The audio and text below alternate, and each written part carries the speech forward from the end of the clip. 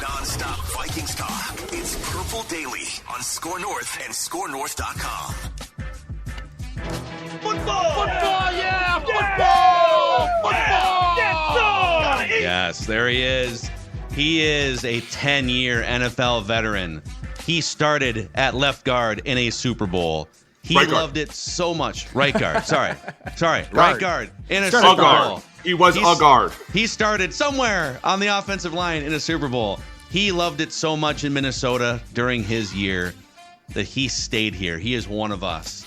Let's welcome the Rhino, Alex Boone, to Purple Daily, presented by Quick Trip. Hello, sir. Dude, it's great to be here. It's such a sad day. Sorry. Dude, it is we like there, the locker room, there's guys, tearing up, and you lose your starting quarterback, and you have been, it's extreme. You swallow the tears. Well, you went through this similarly the week before the regular season, right? In 2016 with Teddy Bridgewater. We've got 10 plays to break down on film, and we will do that.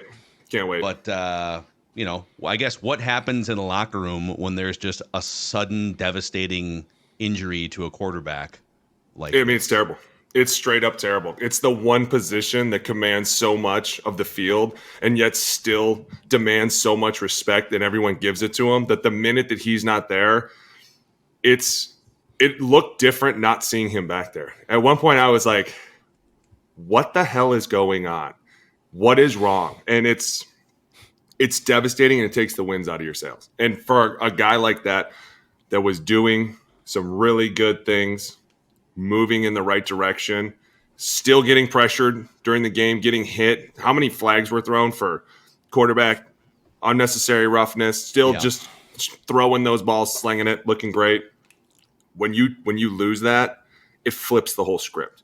It makes everybody way more accountable, because now they get to bring somebody in that they can pin up as, well, he didn't know, or he's new here, or he's figuring it out. So who does that put pressure on? Puts pressure on the O-line. Guess what? You thought it was hard before. It's going to get even harder. And when you can't run the ball against the Packers, who the hell are you going to run the ball against? And that's what you're going to need to lean on. You're going to need to lean on the run game. You don't have your number one receiver. You don't have your quarterback. You don't even have, I'm going to be honest, a good running back. So now you need to lean on your offensive line. You guys have to make these holes even bigger. You can't keep going out here and blowing these blocks. You can't be letting guys run through the A gaps. You can't let defensive tackles off the B blocks. You have to make this easy for the running back, because that's going to make it easy for the quarterback, which is going to make it harder on the defense. And if you don't do that, it's 2 minute every day, and it sucks. It is rough. You get out there, you realize you can't run the ball, and you're like, okay, well, here we go. We're going to sit back here and we're going to do what we can. They're going to twist us. They're going to pressure us. They're going to throw everything at us. We are going to have to take it unless this quarterback can start slinging it. And I don't know how everybody feels. You know me. I don't watch the news. I don't watch any of that nonsense. But I think Jameis Winston is the wrong idea. And I'll be the first to say it. I don't even care. Dude threw 30 interceptions in a season once. 30. I'm going to say it again. 3-0. Some offenses won't even put up that many touchdowns. We're going to eat those W's, Boone. Hey, Boone. What's the difference, though? So I don't think that they're going to go out and get a QB to start. What's the difference between what happened to you guys with Teddy in 2016, when Sean Hill was the backup but clearly could not start an entire season? So they go get Bradford. And I think that there's an expectation now that they're going to do the same sort of thing and make a trade. But we're 8 games in, and you'd be plopping a guy into an offense that he might not know. So what's the difference between what occurred with your team in 2016 when Teddy got hurt, and what's going to take place now as far as learning curve, as far as differences in the timing of the injury? Yeah, I think, well, number one, when we brought Sam in, obviously we were there to win. Like, we were like, what did we give up, a first for him? We were like, dude, you can have whatever you want. We are here to win, because that was the year we were supposed to do it. Yep. This is different, though. You're 4-4.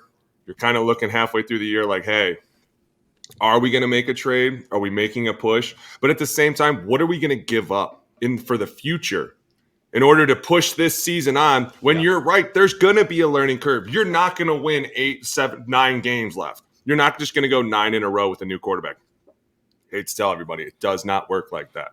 Like, there's just things that take time. And at the same time, you're looking at this going, hey, what's wrong with Nick Mullins? I liked Nick. I like Nick a lot. Yeah, when he was in San Francisco, put up like 500 yards against Seattle Seahawks. Like the dude is a gun slinger. And to me, that's where you're looking. You're going, hey, here's a guy who's been with us. He knows this system. He's been around this team. The guys like him. They gel well. You bring this new guy in, and it's almost like you're forcing someone to date you. You're like, hey, you have to date her. You have to love her, and you have to take care of her. And you're like, well, I don't even like marriage. I don't even like her. I don't like the way she throws the ball. I don't like the way she calls plays. I don't even like her stupid snap count. Like, but when you have a guy that's been there, he can kind of just hop in. And Mackie, we talked about this on our other show. What's the difference between a starter and a backup? When you start to bring in these backups and they get elevated to this starter role for a long period of time, I feel like guys look at them differently. Like when Sean was kind of the guy and we didn't know how long it was going to be, Sean's the guy. Before I saw him as the old man who told a lot of jokes and was super funny, now I'm like, hey, he's the commander out here. Like it's crazy how 5 minutes you can flip a role for the rest of the season. And now you're looking at this going, what do we do? Well, we're going to have to run the hell out of the ball. But at the same time, I think it's more Nick. I would say you're too deep into the season to bring somebody in and expect it to be like, we're going to go deep into the – no, you're not. Stop it. And that's the other thing that's complicated is that so Mullins has to sit out one more game on injured reserve because he was placed on the 4-game IR with the back injury. So Jaren Hall has to start at least one game unless they bring someone in. But right, so Jaren Hall starting this game, and then we'll see. But that has to be one of the most crazy sort of. You've got Kirk Cousins, 35-year-old, 14-year NFL veteran, who's probably now that Brady's out of the league, the most durable quarterback in the league. Like the guy just never misses games. He never breaks a thumb or gets a collarbone or anything like that. And now you're going off of that. And you're bringing in a 5th-round rookie that probably hasn't seen, like, I guess in the last few weeks, he might have seen like 5 snaps in practice here and there, just, as a second-team quarterback. But it's about as drastic of a difference as you can find. So he was drafted 2 rounds ahead of Brock Purdy. And 1 year later. You're saying there's a chance, though. Like, at times, you have to stop looking at that. And it's funny because I was just having a conversation with a college kid yesterday. The rounds don't matter anymore. It's all up in the air. Unless you're a first rounder, nothing matters. He's just a guy here on the team. He is a part of the team now. It's not like when I went and when you were undrafted, they didn't even talk to you. Like they didn't even give you notes. They were like, who is that guy that's been sitting here for 6 months? Does anyone know him? But now it's like, hey, he's on the team. He must be a hell of a player. Let's give him a shot. And that's what I love. And not only that, but here's a chance for a young player to go out and make a name for himself. This is what I love. And I know it sounds super stupid, but it's awesome because it's like you fought your whole life to get here. You're going to get an opportunity this week to do it. What do you do with that opportunity? Do you go out and make the most of it? And hopefully KOC sees it smart enough because I love him. I do. But we're throwing the ball on like 10-yard line with a kid who hasn't been in all year. And we're like, hey, whoa. Thank you. Are you running a naked? On the goal line, the other goal line, the wrong way. Yes. Thank you. Don't do that. I'm just going to be honest. Like in the huddle, I'd have been like, burr, burr, burr. No, you're not. Hey, let's just go. Let's go 36 zone. Huh? How about you hand it to him and he screws it up? Because if you screw it up, I'm gonna kill everybody in this huddle. That was. Judd, go ahead. Hey, what's the feeling? But before we get to the film breakdowns, what do you think the feeling is in the locker room today? Because you were 1-4, you were 0-3, you're 1-4. Your coach has been basically saying, "Don't give up. You guys can," and you've done a good job. You're 4-4 now, but with Kirk out now, what's the feeling, in your opinion, about the ability to think that there's an actual chance here? Do you want an honest opinion? Do you want me to a chance to win? Do you want me to tell you if I was sitting in that locker room, what I'd be saying? That's what I want. For real? I'd be like, dude, we're screwed. We're screwed. Okay. We're absolutely screwed. Why? Because the guy that commanded this team, the guy that led this offense, the guy that was doing everything, the guy that was making this kind of special is nowhere to be found anymore. And we can't bring him in later. There's no calling him up down the road. Right. We have to find a way. Now, if anything, this puts a lot of pressure on KOC because now he has to be creative. And now you have to be smart. And you can't go out there and call all these plays that Kirk probably loved because those are way too dynamic for a young player. So you have to get very vanilla. And it's hard to be vanilla and creative at the same time because there's a lot that goes into being creative. And you wonder how much could a young player put on his plate. So then all of a sudden it says, Bradbury, how creative can we be? How much can you take off of his plate? Make it easy for him. Can you start to run things? That's why I said the offensive line. Now, I'm going to say this, probably not a very liked comment. That scares me because I have yet to see that dude come out there and start beating the piss out of people and grab the ball like he knows what he's doing. And Bradbury. And at the same time, this last game on the edges didn't look like it did against San Francisco. And we've talked about this too, like you win this emotional game and everyone's riding this high and you're like, dude, I got this. And then all of a sudden we go in the next week against the Packers and we should beat the living piss out of them. In my mind, Chicago, Packers, boom, they're at the same level. Yeah. We don't because we can't run the ball. What's going on? Like these simple things that we should be doing, and now you lose Kirk. And that's why I said if I was sitting there today after going 1-4 and getting to 4-4, I'd be like, dude, such a Minnesota thing, isn't it? This is such a Vikings curse thing to happen for us. We finally pull our heads out. We finally get this offensive line going. We finally get everything hitting. We don't even have the number one playmaker in the entire league with us, and we're still doing things. And then we lose the number one guy. Yeah, it is, man. Like, how many ways can you just have something devastating happen if you're a Minnesota sports fan or a sports team? Let's do this, dude, because I think that. Well, before we get into the film, I just want to say, I pulled 10 plays. I pulled the 3 Jaren Hall passes. I didn't pull the naked. So the naked you mentioned is where they literally call a naked bootleg on the goal line, their own goal line basically. And he's the wrong goal line for safety, right? Hey, KOC, we're on the wrong side, bud. Oh, my bad. But there was a strip sack in there that we have. So these are what you're going to see on film here is mostly really good pass protection because that's what I was focused on some of the passing plays. But you told us before we took the microphones here that you and Jeremiah, which, by the way, O-line committee, you and Jeremiah, the O-line committee YouTube channel, are breaking down film across the league on a weekly basis, that the run blocking was kind of a train wreck in this game. It was. Right? It was. So we don't have like a cut up of that train wreck, but if you could elaborate on that, what did you see that was train wrecky? Because, hey, stats are stupid. They are. PFF and ESPN love the Vikings' offensive run blocking to this point.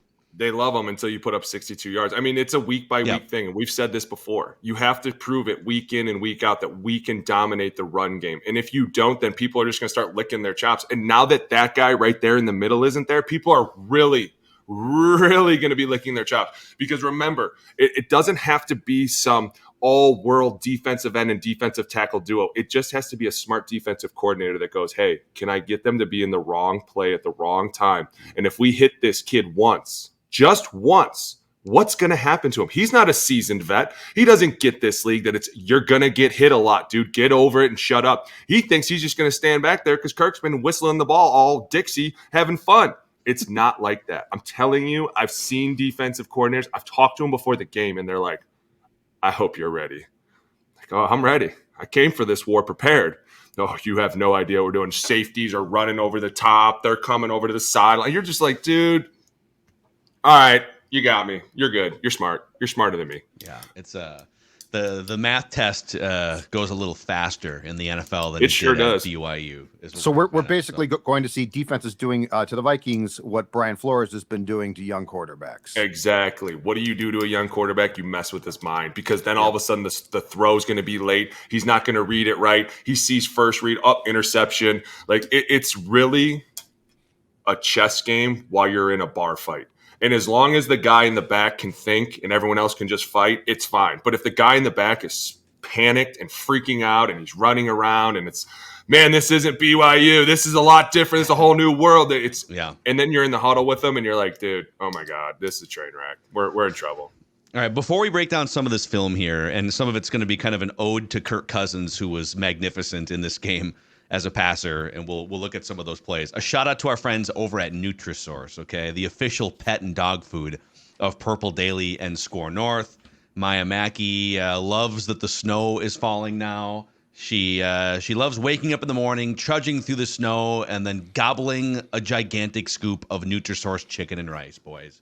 And Stella loves the same exact thing. But what she really loves is going outside, getting out of the snow, but getting her training rewards treats because those treats treat her well. Oh, and the Vinster. I'm guessing he likes the snow too. boy? Oh, he loves his cross paws. He's a little proper boy sometimes when he wants his treats. So this is why I had to snap this photo. Okay, I'll get a photo here for you, son. I'll put it on the YouTube channel for the next time you want your Nutrisource reads on there. NutrisourcePetFoods.com, NutrisourcePetFoods.com to find a Nutrisource retailer near you. Now, our dogs aren't old enough to drink, but we are. And Surly is the official, it's really the official, I would say, rallying cry of the season of this podcast, the Before I Die lager, Judd. It's still, hey, we're 4-4. We'll see what happens. Yeah, before 8 got hurt, guess what? Before I Die, it was back in play. Before I Die, I mean, come on. The conference looks to be wide open. The Vikings were in good shape. Now, well, let's just say that Before I Die might go down very smooth against the Falcons on Sunday if things go as Boone predicts, which is, you know what? Before I die at some point in time, this thing is going to turn around. It might not be 2023. But no matter what, enjoy your Surly. And as always, show us your cans, as so many of you do. I'm at Jay Zolgad on Twitter, at Score North. We want to see the Surly, might be Furious, might be Before I Die, might be Logic Bomb that you are drinking. All right, boys, let's fire this up here. So I have one run play. It was the first rushing touchdown of the game. This might have been the only well-blocked run of the game, according to smarter people than us. That would be Alex Boone. So I'll run this. I'll run these plays once, and then you can back us up and tell us what the Vikings did or didn't do well here. Cam Akers, by the way, first rushing touchdown of the season for the Vikings right here. Only took him 8 games to get in the end zone on a run, Alex. Right. And that's kind of my point. Like, this has to be like, we have to score 4 on the run every time. But this is a great job right here. Pause it. This is a very light box. You can see there's only 5 guys in it. We wouldn't really count that guy because see how he's in the end zone. Like at some point you have to draw the line. And so we would say the goal line is the line. If you're past it, you're not in this box. 5-man box, everybody gets blocked. Super simple play. It's almost like a quick draw. But we watched this yesterday. Go back. This was one of the ones we watched. They end up sandwiching Bradbury because they're running a twist. They think it's a pass. And we saw it from the other way. And you just see Bradbury get smushed in here. But see how he kind of takes that. And then he takes that one right there. It's a twist. They obviously think it's pass, which is great because see how they're thinking pass, but we end up running it. Right here, pause it. Ed Ingram, turn to the right. Just turn to the right there, and it makes this look just like a super walk-in touchdown. But these are the things that as you go on, they're going to start to kind of get worse and worse. So you got to turn up field on that guy is what you're saying. Turn up right now. Yeah, 7 right there. 7 doesn't need to be touching Chandler. What are you doing? Come on. Or is that Akers? Akers, yeah. Yeah, that was Akers. That's right. He took that shot right to the face, dude. God, running backs this year just eating it, living on it, right? Super simple. Give them what they want. They want to be in this pass happy thing. We'll just run the ball. I love it. So here we go. 7-0. That might have been the only well-blocked run of the day here. There were several well-blocked passing plays, which Kirk Cousins had all day to dissect that Packers defense, starting with this one. Dude, love it. Here we go. Little 2, cover 2, sit back, right in the middle, just right in the turkey hole. I love it. God. I love when they just hit him right across the middle and everybody looks in like, who's got that guy? Oh, no. Same thing, even front. We're going loco. Hamster, I see you getting in there on the twist.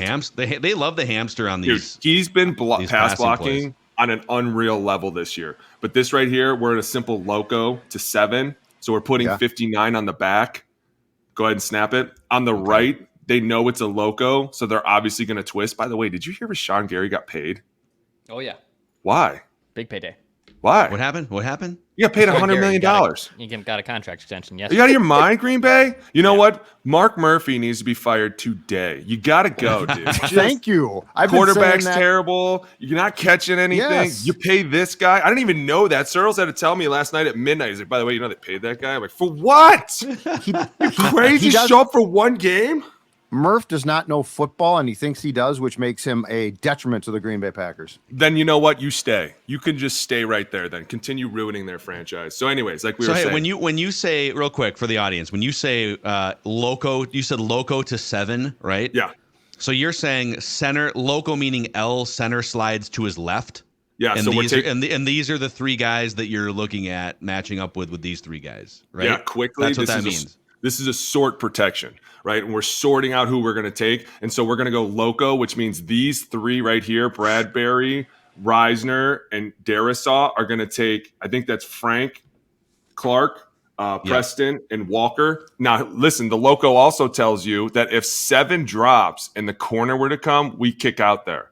But if it were like a lion, that keeps us here. That means we're 3 for 3. See, these words have codes, and the loco tells you 3 for 4. So because there's 4 out here, and so we're going to take the most dangerous of them. Now over here, we're man on this 2 for 2, right? And then you see how Ham has the linebacker in the middle. Okay. And to be fair, I want to state this now. Ed Ingram is playing at a great level right now. Like we've all watched him over the last 2 years kind of struggle, but it's all coming together. And that's what's fun to see. Honestly, it is. The other guy on the other side, I'm kind of missing Ezra Cleveland a little bit. I'm just going to be honest. Wow. There's some We're Dalton gonna leave Reisner it at He that. could be back on Sunday. So watch. See how Ed gets a great punch right there? He throws that outside hand. Clinic. We never want to involve our inside hand. Why? Because if he were to slap that, he is inside faster than I can grab him, right? That's why you never want to throw that hand on the inside on the first punch. If you can just jab him like this, it's perfect. He gets a nice little push. He was sitting there waiting for Rashawn Gary, but so is Ham. And I love that Ham stayed in here to do this. I'm not saying that Ed wouldn't have got that, but I love because when you can beat up on a defensive end and a guy that's supposed to be a pass rusher, $100 million pass rusher. By the way, J.J. Watt somewhere is like gagging because he was like the first $100 million pass rusher, and he's like, this dude ain't even worth 10. Now Just everyone's saying. getting $100 million. It's amazing. You get $100 million, and you get it. I'm kidding. Hey, Boone, as we go through pass plays, can you tell us which pass plays are going to become difficult or might get taken out of the playbook with Kirk out? Yeah, absolutely. Anything that involves more than 3 seconds. Yeah, I know. I mean, you're not No, wrong. but I'm serious. Like, Right. what becomes an unattractive option, and with Kirk was an attractive option. So yeah, as we go through these, so this last play right here, could you run this play with Jaren Hall? Yeah, absolutely. You can. Okay. Yeah, I mean, this is a simple play. I think we're 3-by-1. Keeping it simple. Yeah. Good. This is the next play here. Oh, it's the next one. Same thing. 3-by-1. We'll run it, and then you tell us. You tell us what happened and if you could run it with Jaren Hall. Oh, look at this little screen to Jordan Addison. Oh, dope. nice Boom. That block right there sprung it right there. Bradbury. Could you do this? I don't know. It's a lot to ask a rookie to do. You're fading away from pressure. Let's avoid that play, okay? You're going to scrap this one for I'm going to Jaren. avoid Okay. this play for the first week. Listen, we're not calling this. No. So this is what I love. This is called being creative. And still, it's simple for Kirk, right? We're going in motion. We start in a 3-by-1. We go to a 2-by-2 set. Little motion, draws a little eye candy. We stick the ball out here. See how everyone's still chasing? We're going to use what they think they do best against them, and that is blind dogs in a meat house. We're just going to let them run wherever they want. Exactly. You go get that ball. You're a good boy. You're a good boy. Right? And then these two guys out here are like, no, y'all are stupid. Because look, we got 2 of us on a tiny one of you. That's what called a win. But this block right here by 5-6. Bang. Boom. That sets this entire play up. If he does not get that block, this play is dead right there. Because Campbell's just going to jump out, make a quick tackle. It's nothing new to him. It's a great job, though, of these two leaking out without anybody seeing them and getting that block. This is such a hard block in space. Blocking out in space is so hard. But this is a great job, and I believe that's Ham That's there, the right? hamster, dude. Look at the I'm hamster. telling you, this hamster. dude needs a raise. We got to bring him on the show. I'm going to he just got text a new him. contract. I'm going to text Ham and see if he'll come on with us. He just got a new contract. He's making plenty. He's fine. Well, he needs more. He needs more. Let's get more. I'm Rob Brzezinski. No, he's doing fine. Rob, It's a great block. don't get though. me It's a started. well Do you want blocked the play. GM? All Do we I? got, Sure. We could battle this out. let's give you this one here too. So this is beefy here. Is this I love 13 this. I personnel love this here? 2 tight set like a tiger No, formation. Is this 3 tight ends? Is that month? Yes, it is. This is Yes, that's 13 month. personnel here. What is this, Eden Prairie football? My goodness. Eden Prairie 12-year-olds here. Grow up, Count Chocula. Oh, he dangled that ball out there again. Oh, my God. Okay, By the way, can you run this with Jaren Hall? yeah, this is simple. This is simple handball, throw ball. There was a play, though, and I'm not sure if you grabbed it. Did you see the play where they dropped 9? They only Packers rushed. dropped 9. Is that the one you texted me? Yes. They Sorry, dropped 9, and Kirk Cousins still threw a 30-yard just bullet with 9 guys dropping. Like, at what point do you like, dude, I can squeeze an inch out here? This is the same thing, and this is why he's gonna be missed. And it's so funny because there are a lot of people, and not saying that it wasn't deserved, that we're up and down on him, right? Like, played rough at times. Yeah, I don't know what you're talking about. Easy. I always said he was an all-pro quarterback that could win a Super Bowl, Easy. Alex. I'm just saying we always told the truth here. I don't care what people say. It's the truth. We're going to miss him so much because plays like this are not easy to do. They're just not. And I can't explain to you how hard it is to thread the needle over that guy and in front of that guy and around the guy in front of him. But it's just something that he makes look really easy. But a lot of this is going to have to be set up on what? The run game. See that right there. If you can't get people to bite like they are right here, see how Hawk gets just behind Campbell in 20? All of a sudden he has this nice window because they're probably in a cover 2, right? The windows are on the outside. Look at that. That's a hard dude. Is it fair to say? All right, you tell me if I'm an idiot here. I'm going to pull up the. We have 3 reels of Vikings plays here. They haven't run the ball effectively this year. We know that. Like no one's debating that. You've outlined that. That just actually handing the ball off, even if it's for 2 yards, still impacts the play action game. Yes. Like it seems to me. Obviously, you'd like to be able to, especially when you're leading in the second half, just like run for 100 yards in the second half on a team and wear them out. Right. But it feels like by just committing to the act of running the ball, it's still like the linebackers have to respect it to some extent, right? So absolutely, everybody does. Because that is good. Any play can break for a touchdown. Like and that's why it's almost like you're trying to train them too, right? You're trying to train these wild dogs that anytime you see him do this, he's going to hand it to him. So you should be ready to go. And the minute that you've done that 10, 15 times, they're just so conditioned to step up and sometimes it's half a step. But as long as that receiver gains ground on his first step, we've won. Because there's no way that linebacker is going to be able to drop fast enough to cover the tight end or cover the receiver or do whatever.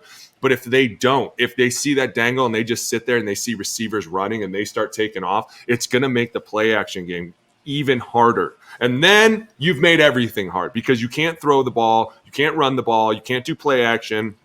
Like, if I'm KOC this week, I'm throwing in smokes. I'm throwing in gadgets. I'm throwing in not wheel routes, but like bubble screens, right? Bubbles. What is that? That's catch ball, throw ball. Catch and release, dude. We're trying to get the ball out of your hands and into the playmaker's hands.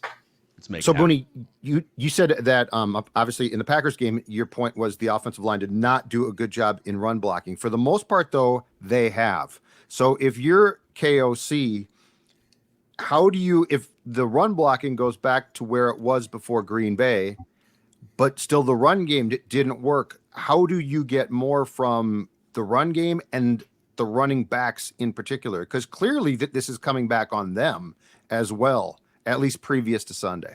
Absolutely, I would use them in the bubble screens. I mean, I would start looking at San Fran, Miami, the way that they start moving guys around and saying, hey, listen, if we can't run the ball, and no one's saying that you can't, you can. But if we can't get into a game and by the second quarter we have a good feeling we're rushing for about 4 yards a carry, not 1.5 yards a carry, then all of a sudden it's like, hey, we're good. But if we're not, hey, we're going to start throwing some screens to them. We're going to start getting them involved somehow. We're going to start taking away the pass rush of the defense. Why? Because then it slows everybody down over there and we can start to take a little bit of a break and go, okay, now we can throw the ball a little bit. And then when they speed back up, we'll throw a couple more screens and then they'll slow back down. We got so let's keep rocking here. We're in the red zone now. Looks like this is 22 personnel here with 2 running backs, Ham being one, and I think that's Ty Chandler, right? Is that 32? Yeah, it looks like Ty Chandler. Yeah, I can't remember what play this was, but it was a positive one. Oh, it's see. This is creativity. Right it's here. It's only like a 3-yard gain, but Simple, this is creativity right here. It is, dude. My 6th grade team runs this play. Not even kidding you.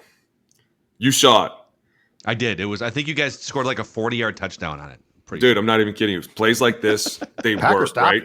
And it's the same thing, though. Watch this. As soon as you go to hand this ball off, you're trying to get everybody just to suck up here. 7:59, but see 59, He's like, I don't know if I believe this. See, some of them are super, super smart, but what tells him? What's he looking at right now? The motion. He's looking over here and going, why is Jordan Addison motioning all the way down here? What's going on? See, he's smart. And now you're going to start playing a lot of linebackers like this that are like, why is this happening? I've never seen this, right? And then he sees Ham going backside, and he's like, nope, this ain't right. He's the one that kind of diagnoses this and kind of breaks it up, because this block by Ham right here kind of gets in the way of Jordan Addison, because see how 94 is kind of chasing him, and all of a sudden we're out here and the safety gets to make the play. I mean, this is, like Judd said, this play didn't really go anywhere, and it should have. We have to find ways to get guys to climb on the safety. We have to find ways to get creative, and so that guys can't diagnose it before it even happens. It's still like, I mean, you're not going to hit a home run on every creative play that you run like that, but just that's where like I know the 49ers have lost about 3 straight games, but Niners, Dolphins, what we've seen with the Lions, there's some other teams, the Ravens, just running misdirection and making you think and think on every play, right? Absolutely. Look at that pocket. That's a great ball by Kirk Cousins. So can you run these last 2 plays here? You can definitely run. Dude, for sure. Right? The reverse, everybody runs the reverse. Can you run this? Absolutely. A lot of this too falls on, can the O-line block? Can you protect? Look at this. It's great. So let me see the O-line cut. You know, I don't care what receivers do. Better run. Here we go. Receivers bore you. Pause. We're in the same pro as before. We're going loco, only now we're going to 59. We're getting a little chip over here, and we're man on the backside. Alert what, Mackie? Hold on a second. So we're going loco here to 59. So these so it's 3, and then these 3 does 7. So 7. Hold on a second here. Alert. What do you mean alert what? Well, if we're going to slide to the left, what do these 2 guys have to be worried about, especially with that defensive tackle? Alert twist. Boom, alert baby. Twist. You know it's coming. Let's go. Twist. Alert Look at twist. that. He's turning into an old lineman out there. Way to go. Savvy guard right there. So what they know is the Packers know if the Vikings call loco, meaning center slides to the left, right? Yep. What the Packers know is that 75 and 67 here, O'Neal and Ingram, are kind of on an island by themselves against these 2 guys.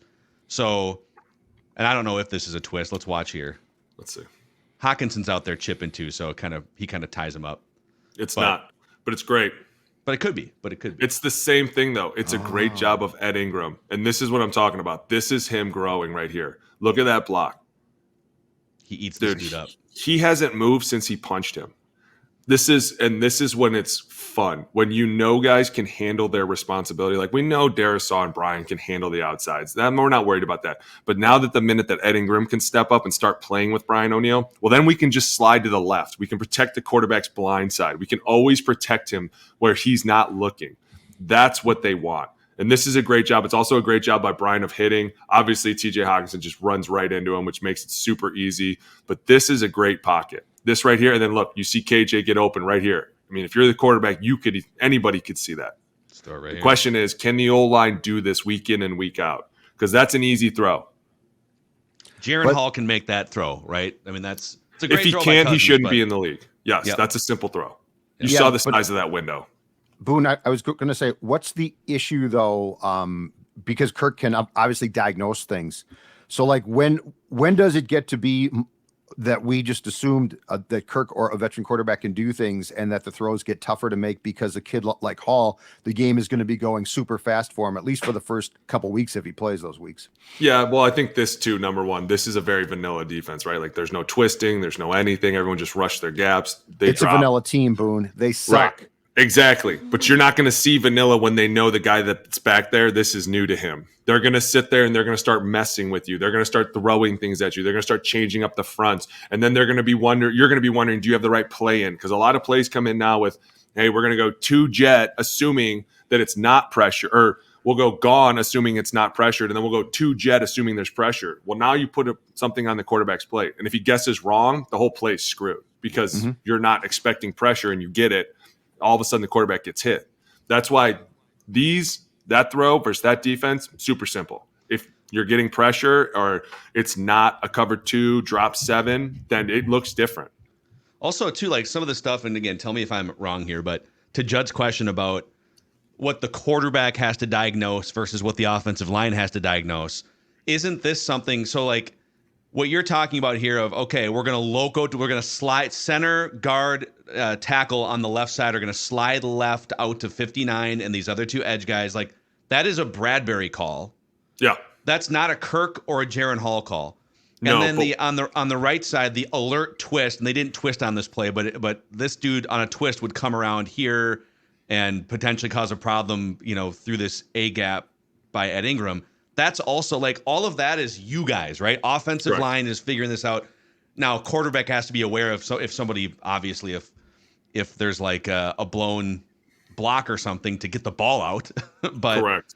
a lot of that is like, hey, offensive line, to what you said a half hour ago, starting with Bradbury making the calls, you guys have to be on your game, making the right slides and calls at the line of scrimmage, even more than when you did the first 8 games, right? Absolutely. Because the number 8, he's going to be fine. And a lot of it, too, falls on how much does the coach allow the offensive line to take off the quarterbacks, because that last play that we saw was very vanilla. And say we go in and we're like, hey, this looks vanilla, let's keep this gone protection in. But all of a sudden, 7 hits it from the backside. Well, now your right side's squeezing and you're hot off the right. And that's a lot for a rookie quarterback, because all of a sudden Rashawn Gary, $100 million man, is running down the middle of you and you've made the wrong decision. This play right here. Like we look vanilla, right? Boom. Hey, you know what? Let's run this. Perfect. Now we know that we're 5-man, so we have everybody out there. If anything happens, 67 and 75 have to squeeze in for 7, right? Because there's nobody back there. But if he decides, here I come. Yeah. So now all of a sudden, new defensive coordinator's looking at this going, rookie, all right, listen, we're going to line up like this. 7. On the snap, I want you to hit it. Because then all of a sudden 52 becomes free right off the edge, and he's just going to smoke the quarterback, because we as an offensive line have to take him. The center went left, so the right side has anybody to the right side. Right. And you always protect A gap to B gap to C gap. If 7 comes on this play, let's say, just imagine a world where 7 comes on this play, all right? He's right in your face here. Is this a play where KJ would see that right here, and he would essentially be hot and just sit in the spot that was vacated by 7, or where would the hot route be here? I guess continue running the play. Let's see. We can go wide too if it's helpful. Yeah, I bet you KJ would probably cut that off shorter, because he kind of starts to climb the ladder over 7. But if he saw that 7 wasn't there, he could just go under. You'll see. Watch. Like keep going. Right here, he starts to climb the ladder over him, get above him. Now I break. Yep. So if he sees that he's not there, he can go sooner. But also your hots would be your outside right here, would be TJ Hawkinson and Alexander Madison, because they're actually chipping and then they're running flat routes. So those are the first reads. So like, hey, number 1, we've squeezed the backside and TJ took that hit off you, but the minute TJ becomes free, you have to throw it to him. And where this is great is I think we saw an example of what you're talking about as far as what the issues are going to be starting on Sunday, not with Kirk and the Vikings, but conversely with what Flores did to Jordan Love. And to Phil's question, the problem is the route becomes hot. The guy can be there, but we see Jordan Love skip the ball in because he feels so much pressure, right? So like Jordan Love, unfortunately, who by the way has been practicing in the National Football League for 3 years now. Yeah. Jordan Love is sort of the parallel to what the pressure can do to a guy who gets flummoxed easily. And I agree. And these guys, people laugh. The NFL is not what you think it is. It is so much smarter than college football. It is so much better than college football. These guys do this for a living. Mm-hmm. It's not going to come out. And I'm telling you right now, you're not going to come out there and throw 500 yards against somebody. It's just not going to happen. I will totally live with the dink and dunks. Throw the out routes, throw the flat routes, keep it simple. Why? Because we don't want to startle this dude. We don't want to go into the second quarter and have to start running 2-minute. That's not what the game plan is. The game plan is to go out and have a fun game, run the ball a little bit, throw some short passes, keep it third and manageable. We're not asking to go out and win by 50. We're just going out and saying play good football. Offensive line, keep them off the quarterback. Got it? That's your whole job. You have to save a life the entire day. And at the same time, KOC, let's not get too crazy, okay? We don't need double reverse passes thrown 50 yards down the field. This isn't BA's no risk it, no biscuit series. This is let's go out and have a fun game against a team whose quarterback is probably worse than ours, and ours is his first day starting. Yeah. By the way, so I got one more Kirk play, and then we'll look at just a few Jaren Hall plays from the end of this game. Notice who's lined up in the backfield. Speaking of KOC needing to be creative here, this is Jordan Addison out of the backfield here. We'll run this, and then you can tell us what happened from just the 20-yard line here, red zone. Well, that's a freaking dime right there, by the way. It's a great pass. Great pass. Love it. There's 7 came on this play. 7 definitely. Sure did. Nah, dude, go back. Rookie's not making that throw. I'm going to tell you right now. Agreed. I am no rookie. And I will eat my own words if he does. But you are not threading that needle like that in Green Bay. Not happening. That's why we're all going to be like, God, we miss him. We miss him so much. Yeah, I mean, this is the best version of Kirk that we've seen since he signed in 2018. I miss his goals. I miss his goofiness and his quirkiness. Oh my God, come back to me. Please. Okay, here we go. There it is. Save a life, right? You see it late, save a life. Brian O'Neill kind of taking 2 guys on here at the end of this play. Ed Ingram does too. He does a great job of this, seeing this. Here we go. We're in a Rocco. Now we're sliding to the right. Kenny Clark just throwing his hands like he doesn't know what he's doing. Ed Ingram comes to save a life. I love this. It's great protection, man. Dude, that is. But then to make that throw, so it's the protection allows the opportunity, but then not many quarterbacks can put that ball in that spot. No, and I've played this game from where 67's playing and where 66 is playing, 75 and 71. I've never played it from where 34 has played it, but I can only imagine the thought running through his head when he sees this ball, because this poor safety is like, there's nothing you can do. And that's why I say we're going to miss number 8, because he's holding like he knows where he's throwing it too, right? Of course he does. Look, he's looking him off. He's looking him off. That's what Favre was a master at.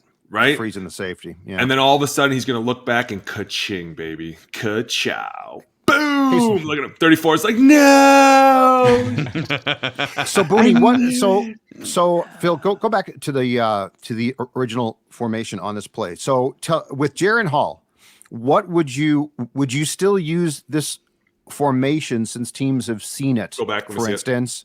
You want the wide cam. Yeah, let's see the whole play. So does this make sense? And what would you do if Jaren Hall is in shotgun here instead of Kirk now, as far as the play call? Let's see. What do they run? Where does a rookie quarterback throw this ball? You know where he throws it? Right 31. Here. Right there. He throws it right here. No, this is a great play. See, this is now pause. But it's a well-designed play, right? Go back. Pause. This is a difference between a quarterback that's like, you know what? I'm going to shoot this shot to 31. We'll probably get the first down. We're living. Yep. To a veteran quarterback who's like, you know what? Fuck it. Here we go. Yeah. I'm going to thread this needle better than anybody. Watch me do it. Look at that. There is like 1 yard of separation. Yeah. And he still threads the dude. Cam Akers is like, dude, I thought I was in the primary. I thought you were supposed to throw it to me. Well, and Cam Akers picks up a 4 or 5 yard gain here, probably, right? So it's boom, he catches that pass, he dives to the 15-yard line, and now it's 2nd and 5 from the 15-yard line. Dude, but this is a touchdown. That's just a dime. But I mean, Jaren Hall's not going to make that throw. So I guess the question becomes, the play design to me still looks effective. It's just going to be a different result. But if you get the first down with Jaren Hall, you're not going to bitch about it. Exactly. That's the whole point, is you've gone now from a veteran quarterback that becomes fun because he is not afraid to risk it anymore to a very simple quarterback that they're like, hey, they've seen this. We threw a wheel route out of it, but you are going to throw the slant. Hit the slant. No matter what, you hit the slant, okay? Yeah. And it's got it, Roger. Trying to win games here, Booney. We're trying to win football games, not style points. That's what we want. Exactly. How can we win a football game? You're trying to make it competitive, too. Let's not forget. If you go out there and it's not competitive, you're going to deal with so many more issues, because then the team is going to blow up on itself. Because then it's like, well, what are we doing? Where we look a hot mess. We can't even keep this game close. You're letting up too many points. We can't score enough. One guy's down and the whole team is lost. So it's keep it simple. Go out, get first downs, continue moving the ball, take clock away from them, take care of the ball, try and get as much of the ball as you can. I mean, it's all It's almost kind of fun though, because you're like, all right, now it's on us to take care of this young guy. Now it's on all of us. If he throws you the ball, you can't drop it. You have to catch everything. If he hands you the ball, you have to gain a yard. We have to do something to make this guy's life a lot easier. And at the same time, now the quarterback meetings on Friday have become a whole offensive line meeting for Friday, because now it's like, hey, all of us have to know that if 2 goes to 1, we're killing it. Because if he doesn't kill it, we have to kill it. And that's when sometimes you see the O-line look up and they'll start repointing. And then one guy will look back and be like, you good? All right, yeah, we got you, dude. Don't worry about it. You're an idiot. We'll figure this out later. We just keep going, right? We just keep going. And at the same time, you're trying to keep him happy because he's going to get hit. He's going to be like, oh, my God, he hit me. There's no flag. There's no flag. Shut up, rookie. Get over here. What's the play? Hey, before we take a look at the rookie and a few of the passing plays from the end of that game, a shout out, Dex, to our friends at 3 Jack in the North Loop. Hey, you can put your cross-country skis on and go down to the North Loop today as I'm looking out my window. That's right. You totally can. You can do a little viewing party package, too, right now. You can get a crew up to 15. You get a bucket of beer. You get 3 apps of your choice, 4 hours of viewing time. You can get a quote for this. You can go and book those bays right now. Go to 3jack.com. Go to the events and happenings page. And anyone who mentions that they heard Purple Daily from us here talking about 3Jack, you get a free pint with any menu purchased item. So go to 3Jack in the North Loop. It's a great spot. We'll see if Boone can take down a whole thing of the chicken nachos. And we have to get a couple of those chicken nachos, Booney. So hungry, too. Hey, when we get a roundtable this thing, huh? Mackie, you keep pushing this off. 2 weeks. You're just embarrassed of me, aren't you? No, we got you 2 weeks. In fact, I got to write a note to myself to send you a note. We have a little Score North gathering we want you to be part of here, okay? Oh, hold on. Dude. Yeah, it's a team. It's a team, Booney. Gathering. Hey, we got 8 minutes left with Booney here, and we've got 3 Jaren Hall plays to break down quickly. So let's go through these, okay? Here we go. Tell me it doesn't look different without. I'm telling you right now. Oh, God. They did run the ball on the first play. This is the second. So they ran the ball for a couple yards. This is the second play of Jaren Hall, the Jaren Hall era, I guess. By the way, I'm just. What are you doing? What are you doing? You don't like this play call? Yeah, no, explain. I don't at all. Hey, I want you to pretend to hand this ball. Run away from 95 as fast as you can. No. You have a young player. You have a young kid. Hey, first of all, why are you not under center? Just go under center and let's make this a lot easier. We're on the 5-yard line. There's no reason to get crazy. Some people could look at it and go, hey, you know what? He's got a lot of confidence. And some people are going to go, yeah, that's going to lose them a game soon. That's called being stupid. Even I know that. KOC was like, KOC loves Kirk Cousins, but he's like, wait a second, I got a guy that can get outside the edge here. Maybe. But that's the problem is go back. Call some plays. Yeah. You run this wild play. What do you gain? You're on the 7. Right. You're on the 8. Where does it end up? In the 9? Yeah, yes. You got your quarterback in the end zone running away. Orlovsky vibes. And you end up on the 11, the 10 or 11. Yeah, that's my whole point. Like you make it easy for this kid. You don't need to go out there. It's like a no gain. You don't need to throw everything at him and expect him to cure cancer. Just hand the ball off to somebody. Give it to him. See, because then you do this. This is me again going, hey, this is stupid. Yep. What are you doing? So this actually concerned me, not about Hall, but about KOC. What do you think his thought process is? Because at this point in time, I would just say what you said, which is get under center, hand the ball off, don't screw up the exchange, let's go home. Like, what do you think he's thinking here? I honestly think that he's probably like, oh, we're in a good position. And he probably was like, dude, the run game hasn't done anything. So we're just going to go beat our head against the wall and then give them the ball back in good field position.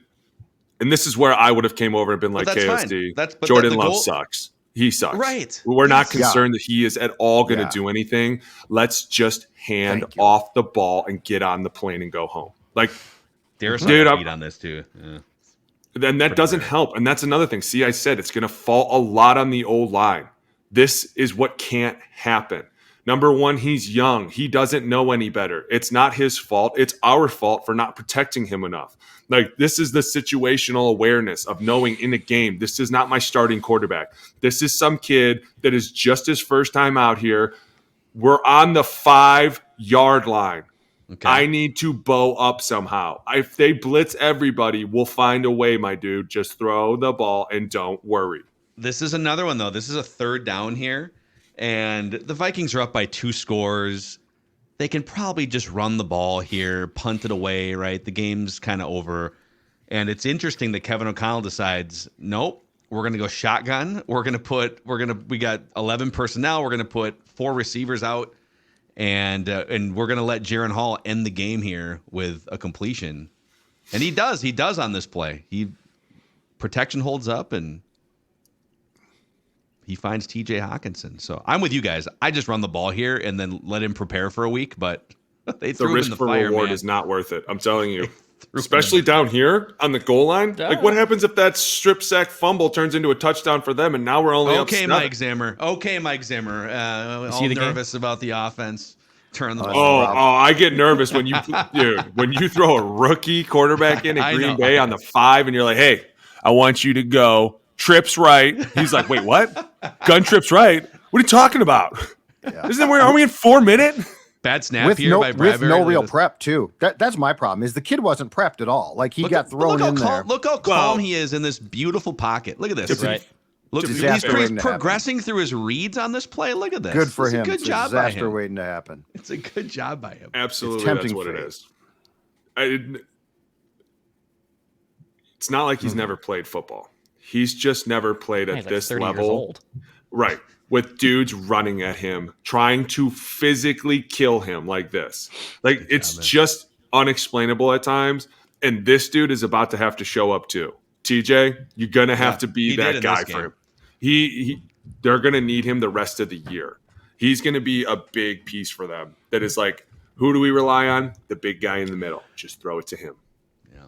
So the last thing that's important too is, as far as the running backs go, if Madison can't catch the ball, which, by the way, he's had a terrible year, he's dropped a bunch of passes, he can't play now, to your point. Yeah. Because, like, the screen game has to go through those guys. I agree. So if you can't catch the damn football, if you're going to drop it, you basically can't play. Agreed. Anytime that you're out there, the whole thought process has to be nobody knows what's happening. Could be a screen, could be a bubble screen, could be a run, could be a pass. Like, you have to get them in their element where they're guessing, second guessing, they're hesitating, they're thinking just a little too long. Like, well, I haven't seen this motion. What's going on? And all of a sudden, you're half a step late. That's what we need to start doing. And at the same time, the offensive line's got to bow up. You've got to rush for 100 every week going forward. Like, that's a good measurement. As long as you keep rushing for 100, then people are like, all right, listen, these dudes could just ice the game in the run game. They could just hand the ball off the whole game and make this hard. Their defense is playing well. This is not what we want. But at the same time, it's easier to say than do. I'm sorry, guys. Dude, this was a glorious masterclass in film breakdown here. In our last 2 minutes, and Booney's got to go. He's got kids to run around here, so 2 minutes. Declan, fire someone's ass for us. Fire him. No problem. I already fired this guy's coach, I believe. I'm going to fire the quarterback. Jimmy Garoppolo, you're fired, dude. You are awful. One of the worst performances I have ever seen. Did any of us take him in QB cesspool this week? Did you guys see his QBR? So. What was it? 3.7. Oh, I think it might be one of that might be the worst of the season. That might be like one of the worst I've ever seen. But also, you've managed to piss off Devontae Adams, like one of the best wide receivers in the NFL. You're throwing just horrible shots to him. He's wide open down the field. You have this great weapon on your sidelines. Again, your coach is a buffoon too. I think your coach is also an idiot. However, Jimmy, you are also fired too. So no problem. Goodbye, Jimmy. Hey, when did you fire Mike McDaniels? Because he's about to be my Mike tomorrow, dude, on our show. This guy is terrible. Wait, what? The Mike Dolphins McDaniels? coach? No, not Josh McDaniels. Josh McDaniels. I was going to say, like, that's what? a hot take right there. No, I love Mike. Josh. I mentioned it early, but like, I kind of put the caveat on that. Well, number one, he has been a buffoon and he's horrible without Belichick. But also, like, they owe him so much money that like they physically, financially cannot fire him. That's why they're stuck with him, which is hilarious. Very Raiders. Oh my God, just the worst. Devontae made his own bed, you guys. He signed the contract. Don't say there. that. He's like, I feel bad he for made his him. own bed. I feel I bad do. too. Him and Rodgers would both still be in Green Bay right now. They would. If Devontae hadn't gotten all greedy and wanting to play with Derek. You want to go play with this? Yeah, Derek Carr. Fault. Like who says I want to play with Derek Carr? Right? Like play with Rodgers. Come on, man. It's amazing.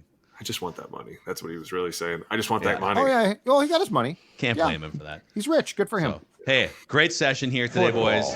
You can find more of Alex Boone every week with us in the trenches and on his podcast and film breakdown channel, the O-Line Committee, YouTube, Apple, Spotify. And Booney, we'll see you next week back on Purple Daily to break down Jaren Hall's first start as an NFL quarterback.